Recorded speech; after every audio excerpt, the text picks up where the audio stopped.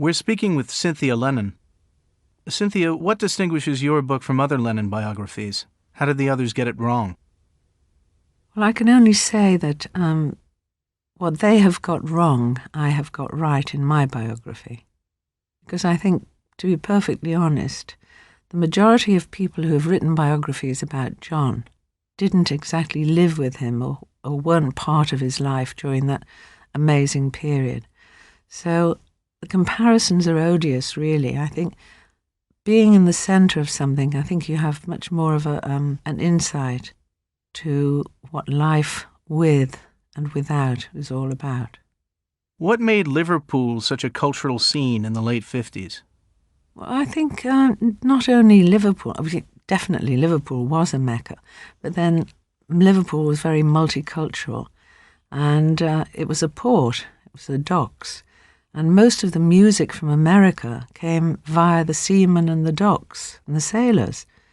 And the kids in Liverpool were desperate, post-war, for something new musically.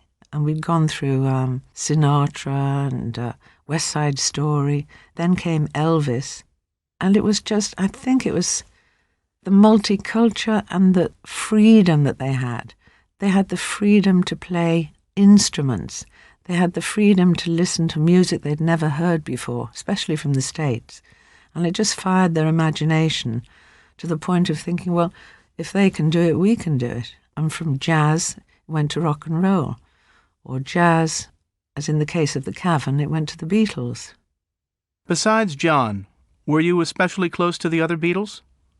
During my marriage and before my marriage to John, we were all very close. We were very much like a family.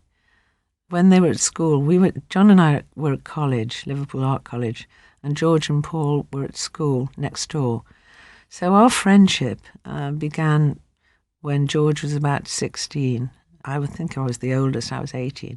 But from that time onwards until the breakup of the Beatles, we were very much a family and part of each other. It was a very, very close, unifying unit. It sounds strange, but we were very much a family. And we were thrown together by life during an amazing period. Well, George was always the youngest, and he was the one that used to follow John and I around when we were courting. So there was always that feeling with George that I felt a little bit older and a little bit wiser than him. With Paul was, again, he was a good mate, but he was different. All of their personalities were so different, and they all had something to offer. Ringo was the clown, Ringo was the joker, George was the serious one, but he also had a quick wit. John was the acerbic one, and Paul was pretty. All the girls thought he was so pretty. So, but as human beings, not in terms of on stage or on record or musically, they were just ordinary individuals who were mates, and I couldn't see them in any other way. They were just mates with different personalities. You met a lot of people through John. Who impressed you most? I think I had a lot of fun with Peter Cook and Dudley Moore, meeting them. Also meeting Princess Margaret.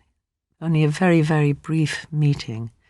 But in terms of someone who really impressed me with their wisdom, at a time when we needed it, I've got to admit it was the Maharishi. I found that what he taught made a lot of sense, and that impressed me a great deal. Apart from meeting Muhammad Ali, but in those days you didn't sit down and have a long chat with these people, apart from the Maharishi, but you were listening more than anything else. But I think just meeting, having the opportunity and being part of that experience, now would be a wonderful time to sit down and chat with these people. But at the time when you are young and naive and it's all new, to meet characters, larger-than-life characters, is such a privilege. Do you still listen to Beatles music? Well, I think I'd be crazy if I didn't. I have no objection. I have strange times with people who ask me, do I mind if they play Beatles music? If I go to their homes or go for dinner or we have a party or whatever, I love every bit of their music. I love listening to it. I love dancing to it.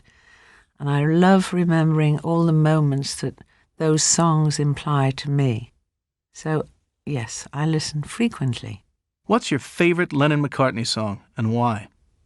Well, I think there are so many of them, but the one that I really, really love is In My Life. And that, to me, speaks volumes about the life that I've had and the life that they had. And the words are just exquisite, and it's extremely sentimental and very special. And, of course, Hey Jude. And I would say that one of my favourites, if not my favourite album, would be Sgt. Pepper's Lonely Hearts Club Band, because it was the ultimate.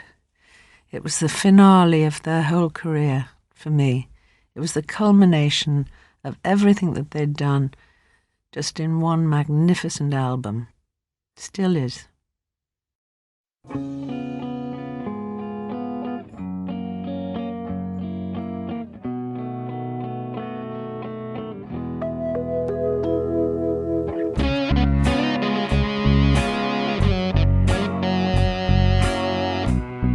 We hope you've enjoyed this production of John by Cynthia Lennon. This program was produced, directed, and abridged by John McElroy. Executive producer, Jacob Bronstein. Text copyright 2005 by Cynthia Lennon. Production copyright 2005, Random House Inc., all rights reserved.